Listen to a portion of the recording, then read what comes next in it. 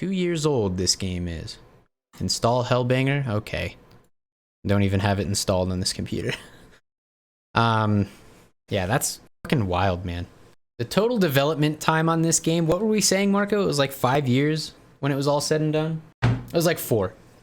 It was about 4. Not full time, obviously, but yeah, I had to like do other stuff and come back to it. But yes, I hope it runs.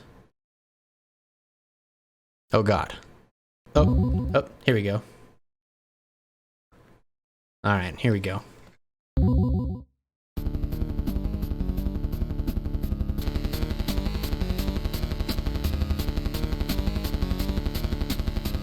Fuck yeah, dude.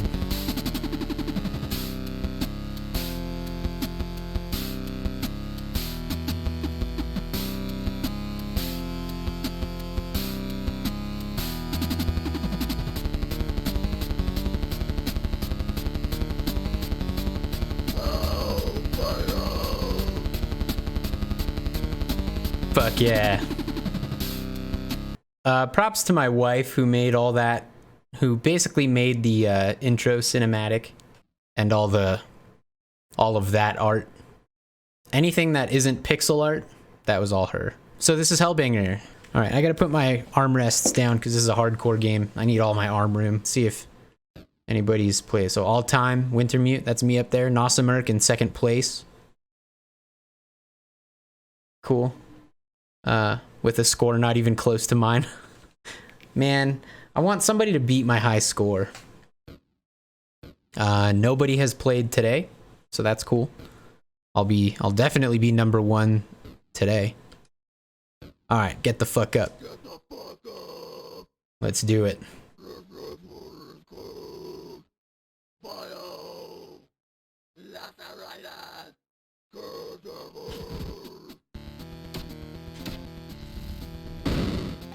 Damn, this game kicks ass. All right, I'm gonna try to do a post-mortem while playing. I'll start by talking about how I arrived at the idea for this game. And kind of like what my influences and inspirations were. So, the one type of game, it's kind of funny because after this I ended up not making this type of game, but the type of game I've always wanted to make is a Zelda clone. It's always kind of been my... Ooh, that was almost a game over. That was a game over.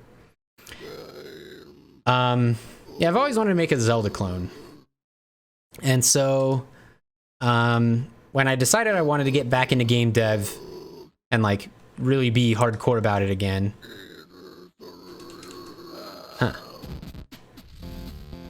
I thought this was Zelda for a second. Yeah, so, I mean, you can definitely kind of smell the Zelda on it.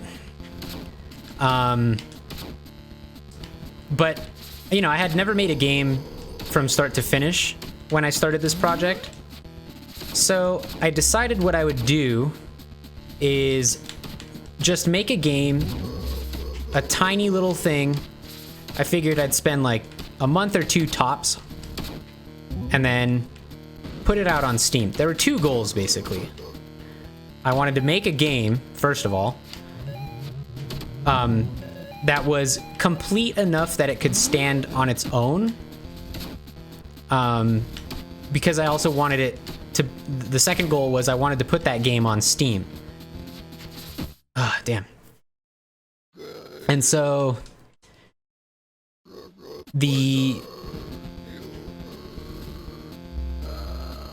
nice.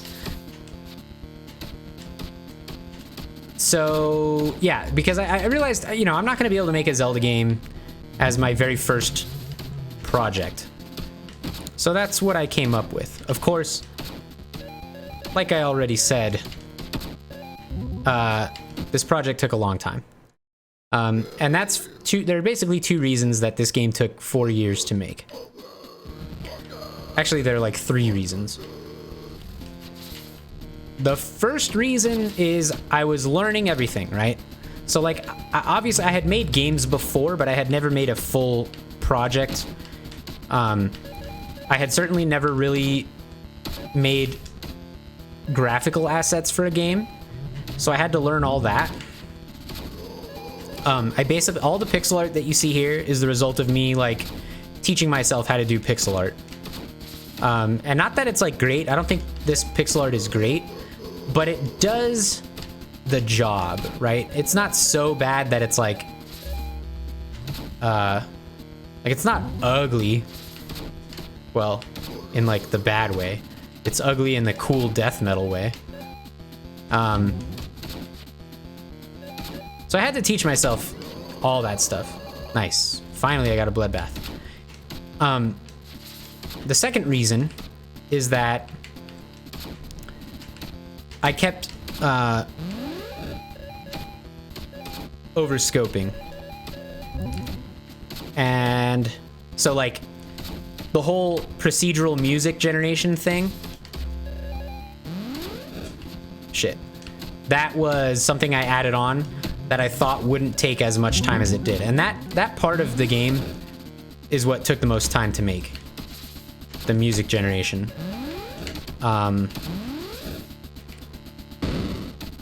you know, I think it was worth it because I think it's a cool system. Oh gosh. Okay. No big deal.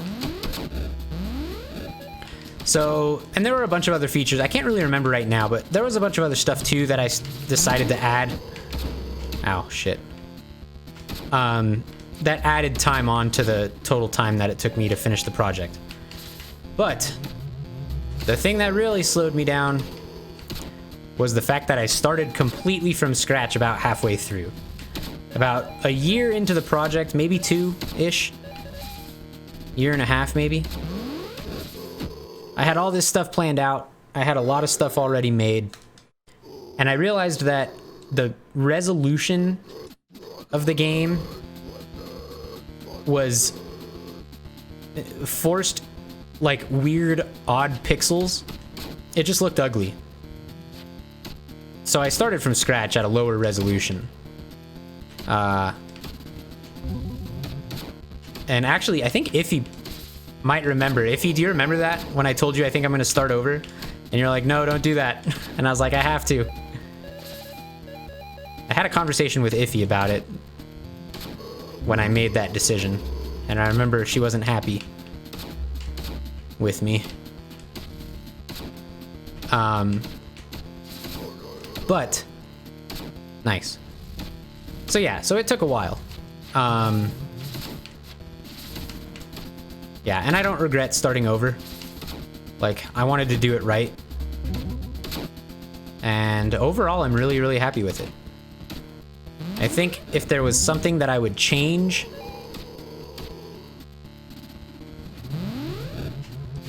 Yeah, I showed her.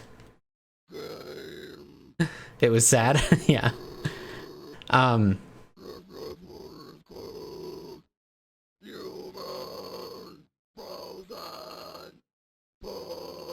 Yeah, you did give me pros and cons. That's true. If I was to do something different, I would spend more time testing and like get it into people's hands to have them test, because when I... Oh shit. Because I launched the game and like... Actually, I already knew about a bug, but because I had a hard time reproducing it, I thought it wasn't that big of a deal. And then I launched the game and like 3 people instantly found the same bug. So it turned out it wasn't that hard to trigger. It was a bug in the tutorial, I remember. I'll read chat here in a second, sorry.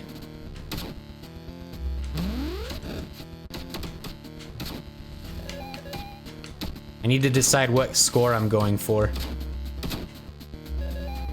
so I know when to cut myself off.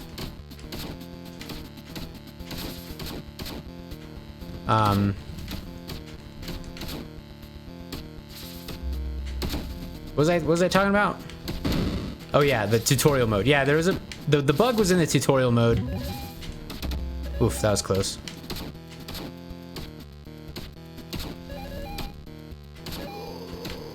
Nice, nice. It basically made it so that the tutorial would like not continue to the next step and instead spawn a shitload of coins.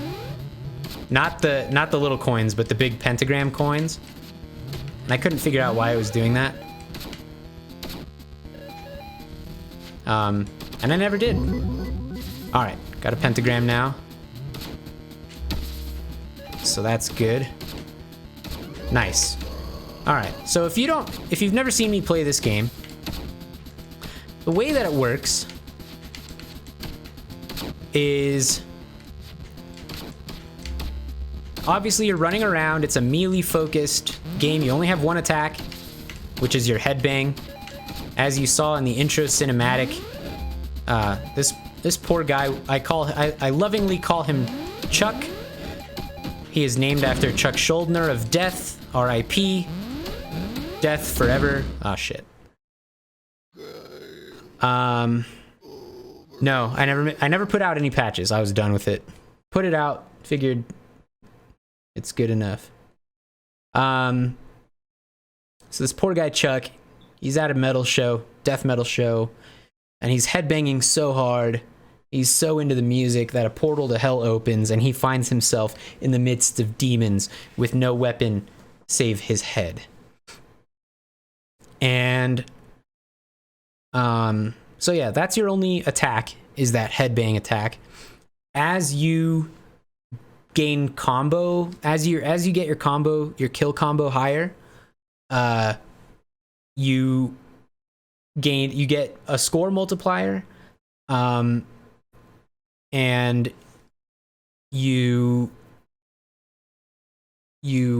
when you crush the skulls, more coins pop out of those skulls. They're called pit coins. That's right. They're called pit coins. Yeah, I made the music. It's a randomly generated music engine that I wrote, which is why I said that's what took so long, was writing that algorithm that chooses the notes and strings them together was like half the fucking project. It took me so long just to make that thing.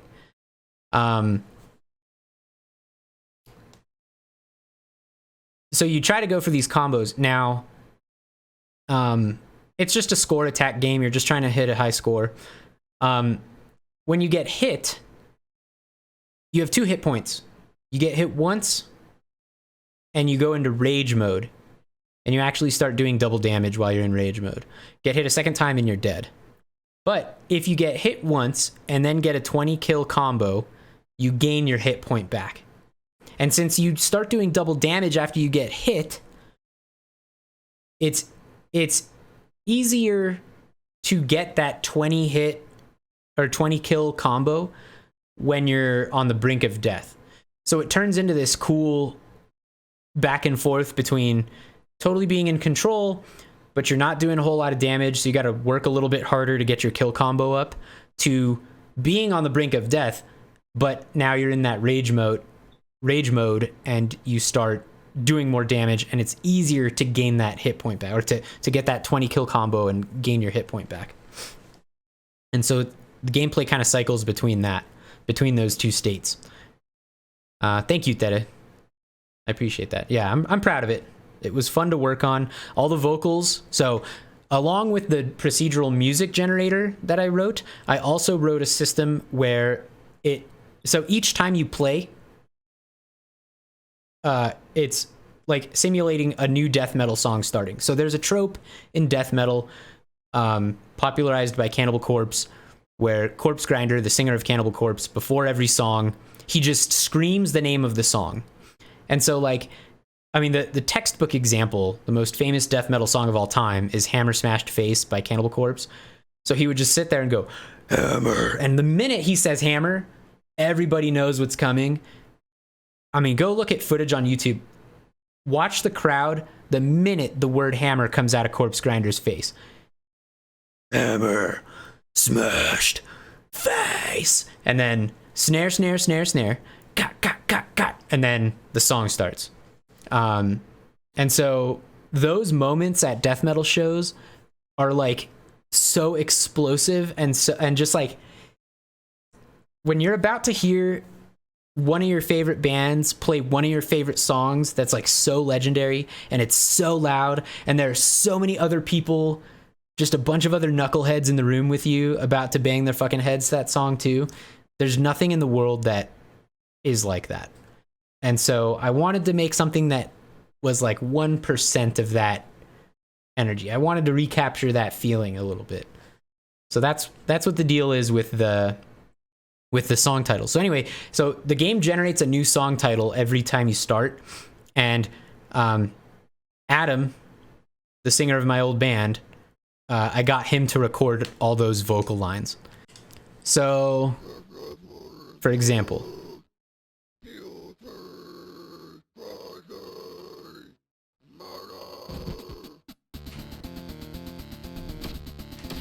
and of course, I decided to go with an 8-bit sound for the music, like a chiptune sound, so that it would match the graphics.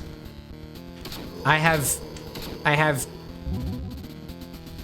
amused myself with the idea of someday doing a remaster of Hellbanger, or maybe even a Hellbanger 2, with like high-res graphics and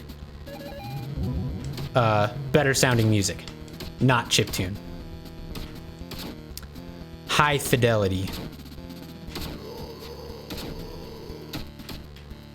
Oh yeah, some of the skulls turn into bombs when you hit them, so you got to get out of the way.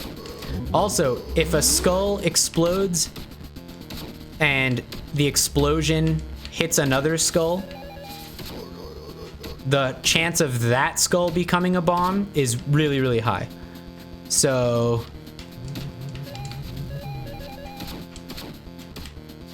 you can sometimes have really cool... Ow, shit. You can sometimes have really cool chain reactions like that. Wasn't Nathan Explosion based on the guy from Cannibal Corpse? Yes, he was. You can hit the spiky blocks into enemies, and that will damage them. Likewise, you can hit the enemies into the spikes, like I just did right there. Ow. So see, now that I've taken one hit of damage, I'm on the brink of death, but I'm doing double damage. So now instead of... Most enemies only require... require 3 hits to kill. But now that I'm doing double damage, they will only take 2.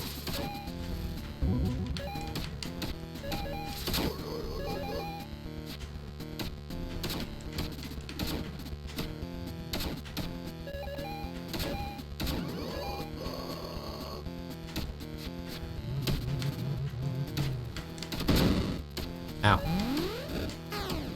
Cool. Oh. See, so now that I got a bloodbath, I gained my hit point back, but... Oh, that's a clear screen. If you get 5 pentacoins, you complete the pentagram, and you can push the B button to do basically a clear the screen smart bomb. What was I talking about before? I don't know. Oh, I was saying that I got my hit point back, I think. Oh, I used GameMaker's built-in physics engine, which was a mistake. That's the other thing. Yeah. So a lot of stuff in this game was workarounds that I had to make because I didn't know any better at the time, and I used GameMaker's built-in physics engine, which is not great. Mostly because when you want a physics when you want an object to interact with another object, if you're using the physics engine and one of them is a physics object, the other one has to be a physics object. You can't mix and match. You can't have one object use the physics system and collide with an object that does not use the physics system, I think. So anyway, because of that, all the objects had to be physics objects. And physics objects, I later realized, cannot be, like, they can't exist without being a physical body. So if I wanted something to go through something else, I couldn't do that. And I forget exactly why that became such an issue. But it did cause some headache having to work around that. There is a memory leak in the game. And that's for the simple fact that there is nothing that ever gets rid of the blood objects on the floor. So theoretically, you could encounter a situation where a player is doing so well that all the corpses and blood on the ground, that there's just too much of that, and it starts slowing the game down. That stuff never goes away. It's never happened to me. So we'll just go ahead and say it's not a problem. So the games that were part of my inspiration for this, obviously, like, even though it's not a twin stick, it is kind of an arena game. So all of those, Robotron, Smash TV, to some degree, like Nuclear Throne. Ow, ow, ow, ow, ow. So actually, another funny story about the development of this game. During the development is when I found out about Tormentor X Punisher, which, if you've seen Tormentor X Punisher, you might think that I ripped it off wholesale. But I didn't even know about that game until I was like halfway done with Hellbanger. And as a matter of fact, when I was working on Hellbanger, I had a real quick Twitter conversation with both Eunice Turner, who was the creator of Tormentor X Punisher, or one of them, and Bo Blythe, who some of you might know as the... Ow, I thought I killed him. As the creator of Samurai Gun, who also worked on Tormentor X Punisher. I spoke with Eunice Turner and I said, hey, look, man, I'm coming out with a game, and it looks a lot like Tormentor X Punisher. And I said, I want you to know, I think your game looks really cool, and please trust that I did not rip it off. And he was like, no, it's cool, man. It happens. He was super, super cool. Super helpful. I asked him for some help on some Game Maker stuff. Bo Blythe as well helped me out with the high score system, because that all sockets into Steam.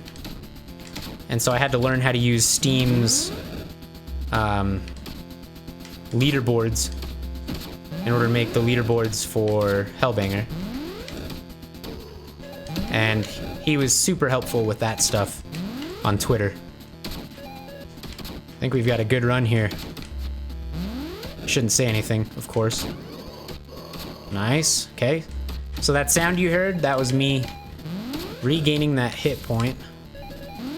A couple times I've heard people say this about this game, which is there are two compliments that I've gotten on this game that were my favorite. One is when people tell me it makes them feel like they're in a mosh pit, because, yeah. And the other one was when people would say, they would comment on how cool it was that they could feel themselves getting better at it. That made me feel really good. That was the first time I heard somebody say that, and I actually can't remember who it was. But when I heard that, I was like, okay, this is actually, I'm doing something right here. for the music generation system, the like basically how it works is there are two components to it. There's the drum part and there's the guitar part. So the drum part is what's chosen first. And actually the drum part never affects what guitar, like how the guitar part is generated.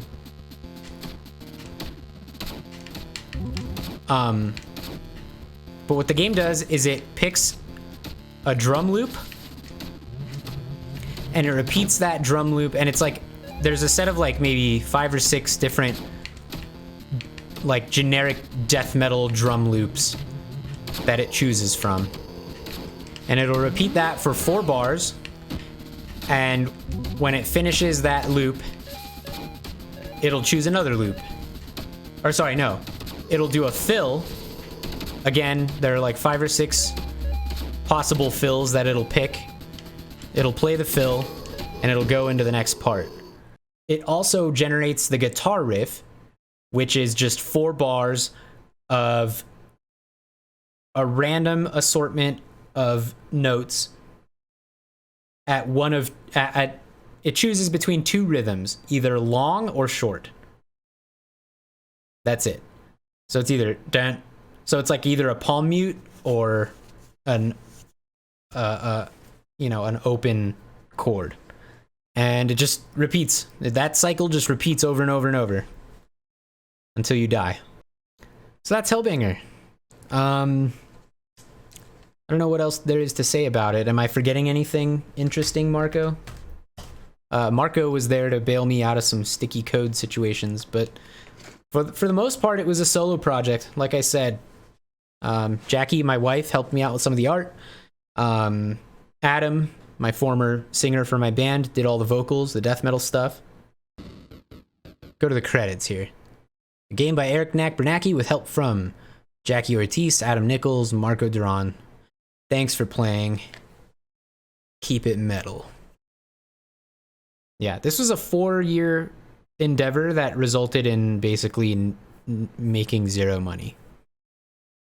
I didn't think I would make 0 money. I knew I wouldn't make a lot of money. I didn't think I would make $0. But that's what happened. But also I didn't, like I said, I didn't expect to make money on it, so it sucks that not a lot of people know about it, but it's okay.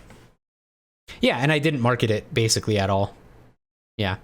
Again, it wasn't my focus. I just wanted to get a game, finish it in a playable state with what you would expect from a game. So like, it was important to me that like you could turn the audio down, that type of stuff, like quality of life features, at least basic quality of life features had to be in the game, and I wanted to put it on Steam. So, mission accomplished. Yeah, we did see a meme about that recently. I think I saw a Twitter post that said like, that was just a screen cap of the Valve email that you get every month that says, because you didn't make $100, Valve did not pay you. Yeah. Rough life.